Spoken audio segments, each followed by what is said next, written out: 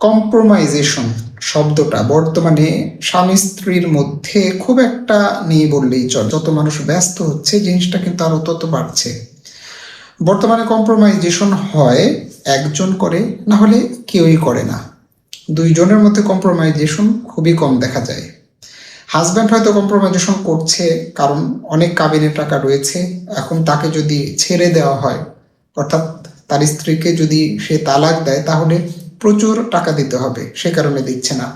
কিংবা স্ত্রী ছেড়ে যাচ্ছে না এই কারণে যে বাচ্চা কাচ্চা হয়েছে বা সমাজের লোকজন কি বলবে এইসব চিন্তা ভাবনা করছে, তো সে কারণে সে ছেড়ে যাচ্ছে না। কিন্তু একটা জিনিস চিন্তা করে দেখেন, দুজনেই যদি আমরা সমহারে কম্প্রোমাইজেশন করি তাহলে তাদের চাইতে সুখী পরিবার কিন্তু আর হবে না।